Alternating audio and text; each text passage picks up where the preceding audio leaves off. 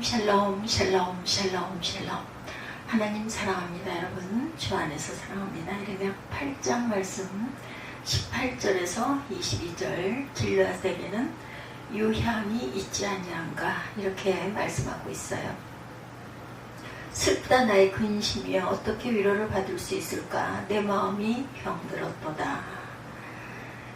딸 내 백성이 심히 먼 땅에서 부르짖는 소리로다. 야훼께서 시온에 계시지 아니한가. 그의 왕이 그 가운데 계시지 아니한가. 그들이 어찌하여 그 조각한 신상과 그 이방의 헛된 것들로 나를 경노하게 하였는가 하시니 추수할 때가 지나고 여름이 다하였으나 우리는 구원을 얻지 못한다 하는도다. 딸 내 백성이 상하였으므로 나도 상하여 슬퍼하며 놀라움에 잡혔도다. 길르앗에는 유향이 있지 아니한가. 그곳에는 의사가 있지 아니한가. 딸 내 백성이 치료를 받지 못함은 어찌 됨이고. 이런 내용입니다. 유향이 있으면 치료할 수 있기 때문에 이렇게 말하고 있는 거죠. 많은 곳에 쓰였던 약재로 봅니다. 우리가 인생 살면서 고심하는 것 중 가장 중요한 문제, 건강 문제이죠. 특히 현대인들에게 있어서 건강 문제는 아주 중요한 관심사입니다. 그도 그럴 것이 의학이 발달하고 병원도 많이 생겼지만 병자들은 여전히 줄어들지 않고 넘쳐나고 병원마다 엄청 많은 인원들이 붐빕니다. 가보면 우리가 살고 있는 서울만 해도 서울 수도권 주변까지를 봤을 때 정말 병원들이 많아요. 특히 대형 병원들을 가보면 정말 어쩌면 이렇게 아픈 사람이 많을까 이런 생각이 저도 듭니다. 이따금 입원한 성도들을 신방하느라 병원에 가보면 그 규모에 깜짝 놀라고 주차할 자리를 찾지 못할 정도로 많은 사람들로 붐비는 것을 보고 다시 놀랍니다. 이런 모습을 보면서 느끼는 것은 이 땅에 사는 동안 인간은 결코 질병의 고통에서 완전하게 해방될 수는 없다는 사실이죠. 그래서 이렇게 표현해 봅니다. 세상은 거대한 병동이다. 좀 약간 좀 과장일 수는 있겠지만 건강하지 못한 사람보다는 건강한 사람들이 더 많죠. 너무 많다 보니 이런 이야기가 나오는 거겠죠. 정말 희한하고 안타까운 것은 아무리 의학이 발달해도 여전히 고칠 수 없는 난치, 불치의 질병들은 존재한다는 거죠. 구체적인 예를 들어보면 수십 년 전만 해도 우리나라에서 가장 무서운 질병 중 하나가 폐결핵이었었죠. 젊은이들 중에 각혈을 하다 죽은 사람들이 얼마나 많았는지 제가 어린 날도 폐병 걸리면 위험하다 이런 이야기를 많이 들었어요. 요즘에는 폐결핵 환자가 보기도 어렵지만 설사 폐결핵에 걸렸다 하더라도 그렇게 대단한 질병으로 치지 않습니다. 쉽게 치료가 되죠. 반면에 예전에는 듣도 보도 못한 새로운 질병들, 신종의 질병들, 문화병이다 이런 이야기도 많습니다.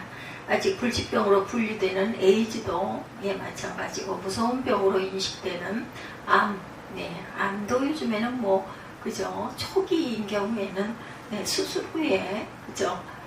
잘 치료만 하면은 다시 재발하지 않고 아무렇지도 않게 잘 생활하는 분들을 주변에서 많이 봅니다.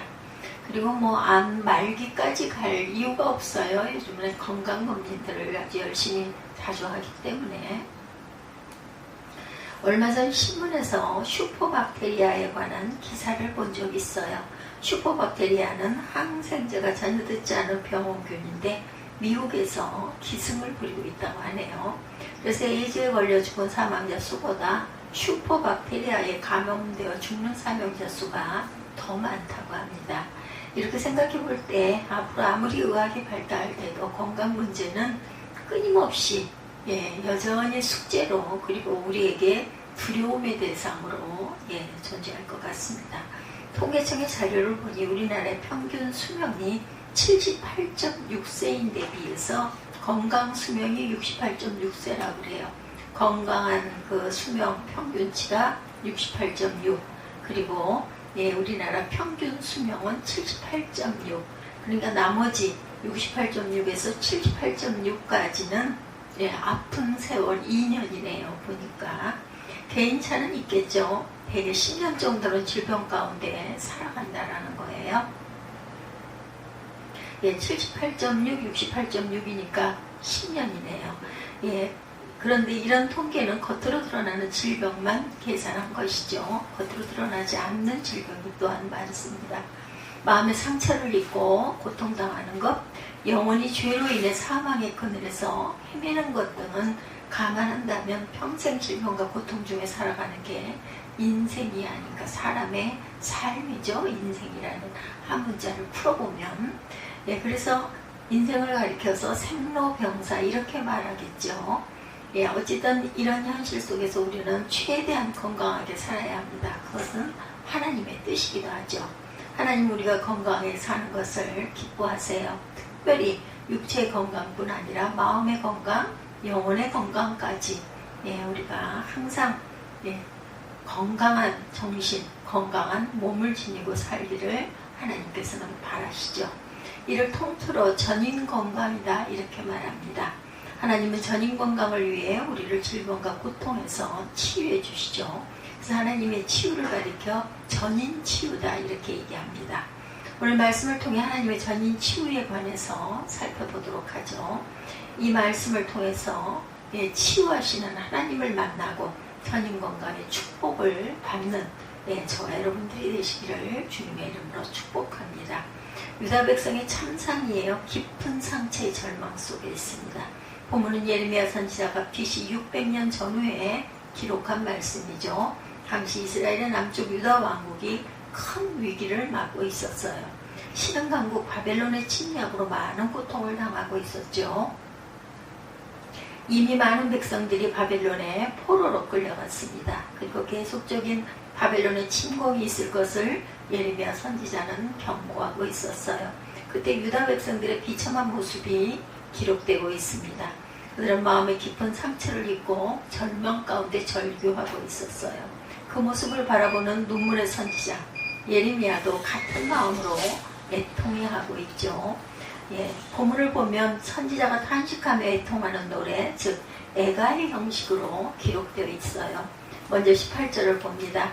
슬프다 나의 근심이 어떻게 위로를 받을 수 있을까? 내 마음이 병들었더라. 예레미야 8장 18절입니다.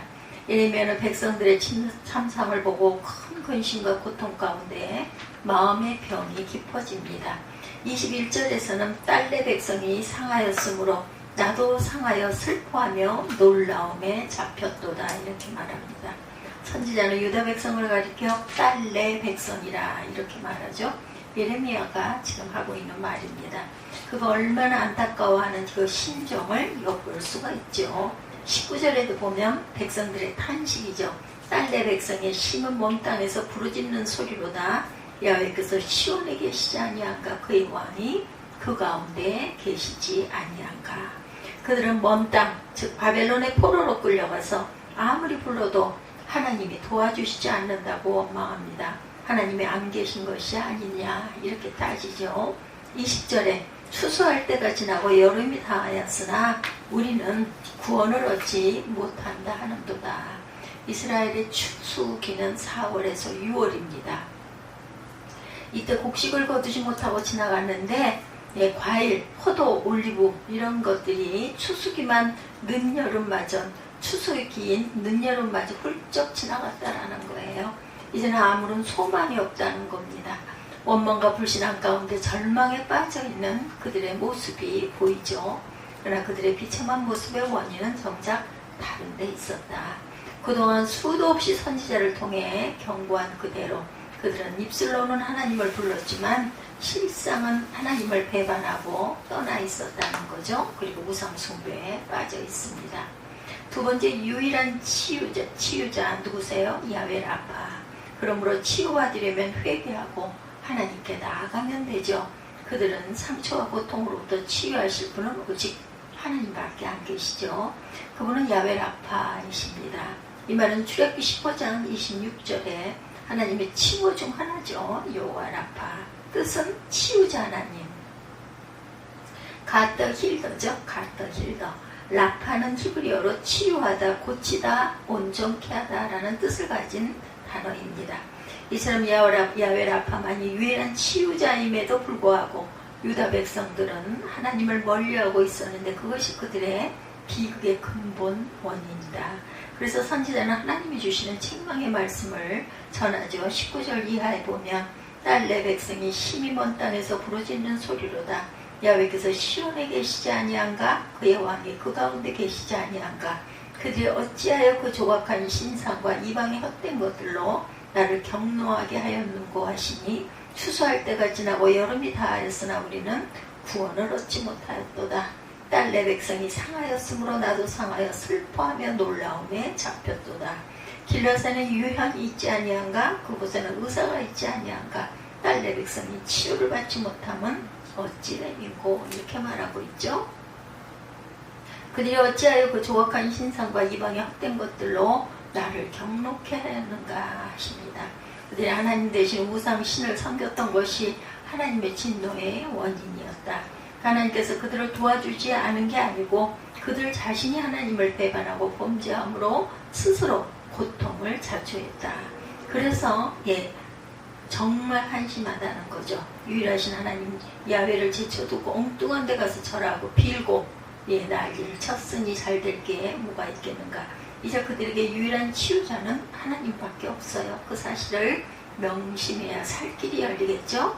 신약에도 성경에 보면 하나님의 아들 예수 그리스도 역시 치유자로 나타나셨죠. 마태복음 4장 23절에 예수님의 지상 생애 가운데 하신 사역들이 소개되어 있어요.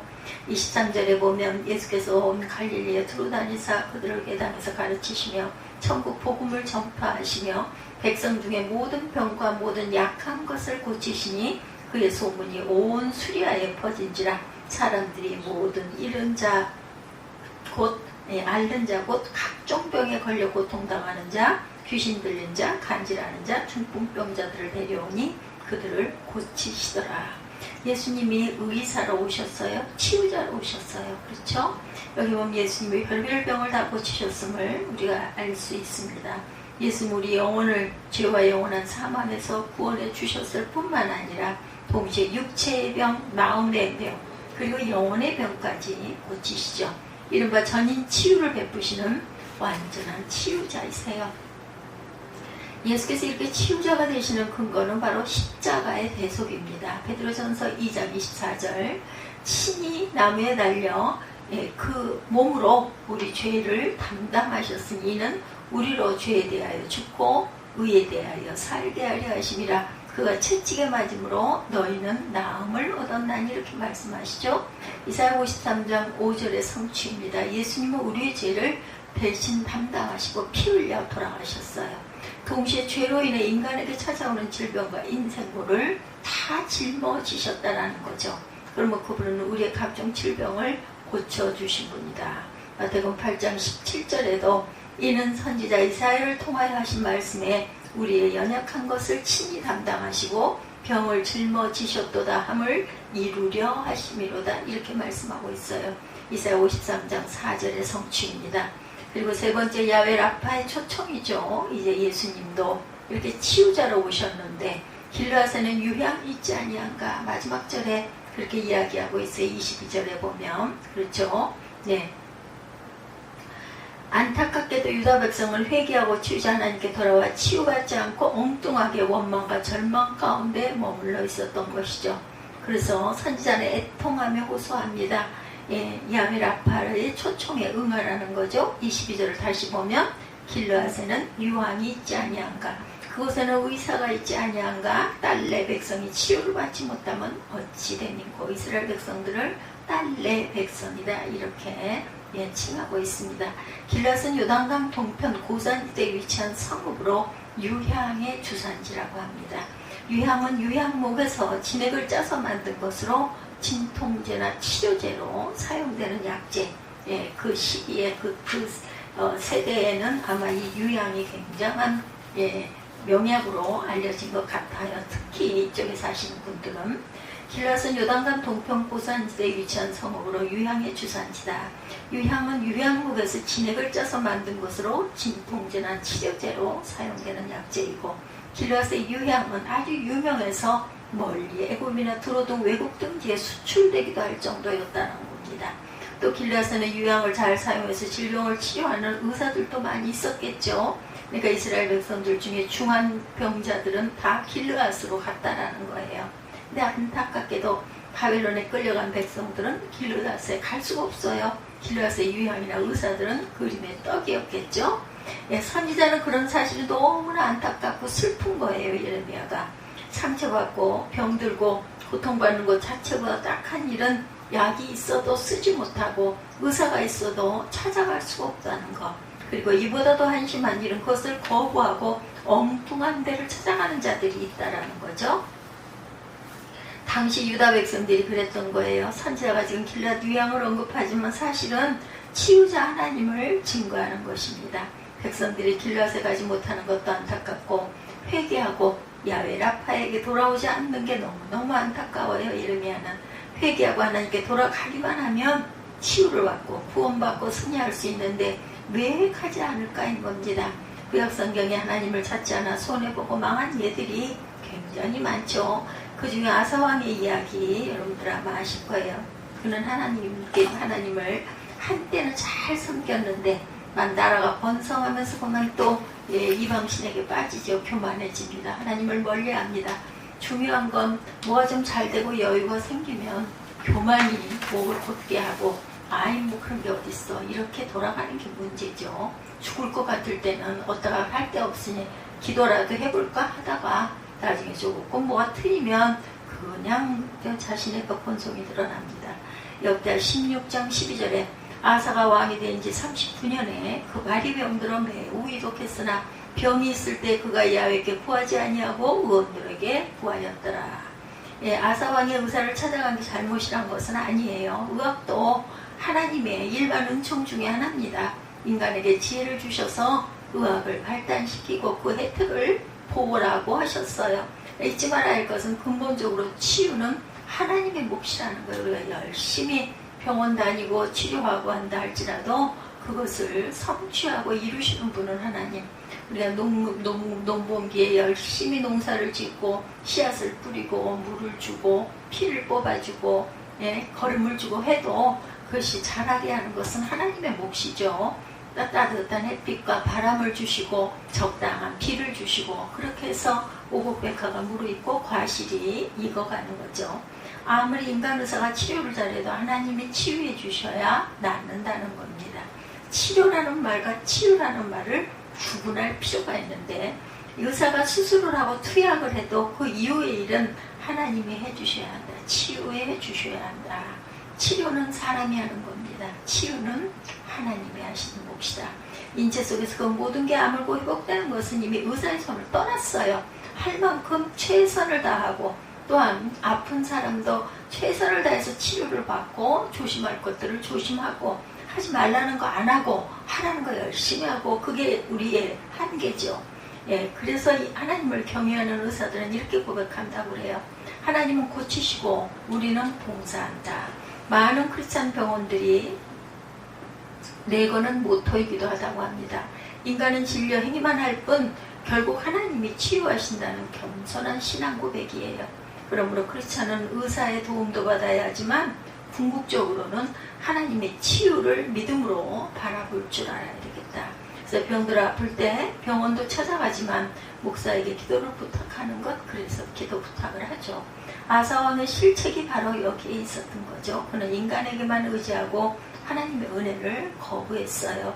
결국 그는 병들어 죽고 말죠. 모든 인간은 겸손한 마음으로 하나님께 나아가야 할 줄 안다. 그리고 그분의 은혜를 구할 줄 알아야 합니다.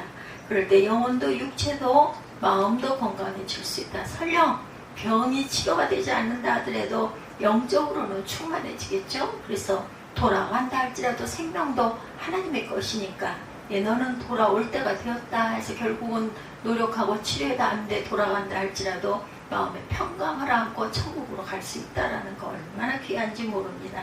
만일 인간이 이를 거부하면 야훼 라파의 은혜를 받지 못한다. 그래서 이런 말이 있죠. 치유는 병식으로부터 시작된다. 자신이 병들었다는 것을 인정하는 데서부터 치유가 시작된다라는 거예요. 병들었는데도 그 사실을 인정하지 않고 의사를 찾아가지 않으면 그냥 죽을 수밖에 없다라는 거. 아무런 노력도 안 하면 결국은 빨리 죽겠죠. 예수님도 말씀하시죠. 마가복음 2장 17절입니다. 건강한 자에게는 의사가 쓸데없고 병든 자에게라야 쓸데있느니라. 나는 의인을 부르러 온 것이 아니요 죄인을 부르러 왔노라. 주님 앞에 나 자신이 죄인인 것을 고백하고 은혜를 구할 때 구원을 받는다. 병에서도 구원을 받고 영적으로도 구원을 받고 삶 속에서도 구원을 받게 되겠죠. 병든 것을 고백하고 치유의 은총을 간구할 때 치유받을 수 있다. 예수님을 믿지 아니하면 그분의 그 능력과 은혜를 전혀 받을 수가 없어요. 뭐 믿을 수가 없죠. 당연히 알지도 못하니까. 우리는 길앗 위암이신 예수께 나아갈 줄 알아야 되겠다. 눈물로 고백하고 부르짖을 줄 알아야 되겠죠. 그럴 때 주께서 우리에게 치유의 은총을 부어주실 줄 믿습니다. 오래된 이야기이기도 합니다. 88 올림픽 당시 일화라고 그래요. 남자 탁구에서 윤한규 선수가 금메달을 땄는데 숨겨진 스토리가 있었다고 하네요. 그는 국가대표로 발탁되어서 석 달 전부터 합숙하여 맹훈련을 했다고 그래요. 유망주인데다가 본인으로서 놓칠 수 없는 기회여서 외로 2시간씩 개인 훈련을 하며 대회를 아주 열심히 준비를 했어요. 근데 올림픽 개회 한 달 전에 문제가 생깁니다. 갑자기 어깨에 심한 통증을 느끼게 된 거예요. 그러니까 너무 열심히 했던 것 같아요. 그렇죠? 엑스레이 촬영 결과 어깨 힘줄이 늘어나고 어깨뼈도 처졌다. 어깨뼈가 그리고 삐뚤어졌나 봐요. 진단이 나왔답니다. 그는 그 수년 전 어떤 선수로부터 전도를 받았고 그동안도 이런저런 신앙의 체험도 있었다고 그래요. 하지만 사태가 심각하다 보니까 너무나 고민이 되더랍니다. 그러다 불현듯 하나님 앞에 기도해야지 하는 생각이 들었다는 거예요. 2주 동안 운동도 쉬면서 기도만 하기로 결단을 합니다. 인간적으로 보면 굉장히 어리석은 일이죠. 어떻게 그럴 수 있었을까? 그 큰 시합을 앞둔 운동선수가 어떻게 운동을 쉴 수가 있었을까? 오줌이나 하면 그랬겠어요? 어깨가 오줌 아프면. 어쨌든 이렇게 하면서 드디어 올림픽을 맞이하게 됩니다. 근데 아직 통증이 완전히 가시지 않았어요. 한 게임 간절히 기도하면서 게임에 임합니다. 결국 그 모든 게임을 다 이기고 금메달리스트가 됐다고 그래요.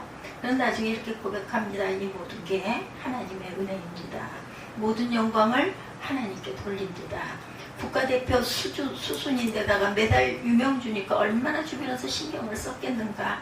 의료진에게 얼마나 정성을 기울이며 또한 최선을 다해 치료를 받고 치료를 했겠는가. 그래도 안 됐지만 야베라파 하나님이 그를 고치시고 승리로 이끌어 주셨다라는 거죠. 근데 육체의 치유 못지않게 중요한 것 영적 치유, 마음의 치유입니다. 미국의 남북전 전쟁 당시의 일화. 링컨 대통령이 전선을 시찰하며 병사들을 격려하죠. 그러던 중 한 야전병원에 병문안을 가게 됐다고 그래요. 많은 부산병 수용이 되어 있는데 얼마나 잘 치유하는지 좋은 소문이 있던 병원이었다고 그래요. 병원장은 브리핑을 하면서 은근히 자기 자랑을 하더랍니다. 바로 그때 군의관이 황급하게 달려와서 보고를 합니다. 바로 그 전날 수술을 받은 병사가 그만 자살을 했다는 거예요. 병원장은 당황했습니다. 그러지 않아도 성공적인 수술이라고 자랑을 했는데 그 병사가 자살을 했으니 얼마나 황당했겠어요. 그때 링컨이 조용히 병원장에게 이런 말을 했다고 그래요. 여러분의 의술은 정말 탁월합니다. 그렇지만 사람의 병을 고치는 것은 육체만 고치는 것이 아니라고 생각합니다.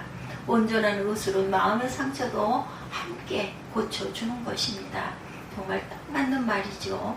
그 병사는 수술은 했지만 마음의 상처를 치유받지 못한 거겠죠. 불안했고 미래가 불투명하게만 생각되어서 고민하다 결국 자살을 선택한 거죠. 그가 육체도 수술받고 마음의 수술도 받았다면 그러지 않았을 거예요. 그죠? 정말 안타깝죠. 우리 주변에 육체는 말짱한데 마음의 상처와 마음의 병으로 고통받는 사람들도 많이 있어요. 요즘에 현대로 다가올수록 가까워 가면서 점점 정신적인 질환이 더 많아지기도 하죠. 육체의 치유보다 중요한 것 마음의 치유, 영혼의 치유다. 설사 육체의 병을 고치지 못하고 죽음을 맞이한다 하더라도 그 마음이 위로받고 영혼이 구원받을 수 있다면 그 자체로도 아주 훌륭한 치유라고 생각하죠. 마더 테레사의 이야기입니다. 그녀는 인도 캘커타의 사랑의 선교회를 설립하고 행력병자를 데려다가 치료하고 임정을 지켜주는 사역을 했다고 그래요. 그녀가 떠난 지금도 단체가 여전히 활동을 하고 있습니다. 어느 날 한꺼번에 4명의 병자가 들어왔다고 그래요. 3명은 웬만한데 1명이 아주 심각했답니다. 그래서 3명은 다른 사람들에게 맡겨놓고 마더 테레사가 심각한 병자 앞에서 간호를 해주고 있었는데 어루만져 주고 위로의 말을 건네고 그녀의 정성에도 불구하고 그 병자는 안타깝게도 그만 숨을 거두고 맙니다. 마지막 순간 병자는 마더 테레사의 손을 꼭 붙잡고 환한 미소를 띠며 이렇게 고백하더랍니다. 정말 감사합니다. 여러분들 어떻게 생각하시나요? 그 병자가 죽었으니까 치유받지 못한 걸까요? 기억할 것은 어차피 육체의 병은 나도 또 걸릴 수 있어요. 그건 늙고 결국은 죽지 않고는. 그러므로 마음의 치유를 받고 영원히 구원받는 것이 중요하다. 구원과 영생이 궁극적인 치유입니다. 육체뿐 아니라 영혼까지 치유받아야 진정한 치유고 그것이 곧 전인 치유라는 것. 그래서 예수님이 말씀하시죠. 마태복음 11장 18절 잘 아는 말씀이죠. 수고하고 무거운 짐진 자들아 다 내게로 오라. 내가 너희를 쉬게 하리라. 이 말씀을 듣고 예수님 앞에 나아가 전인 치유의 은총을 체험하시기 바랍니다.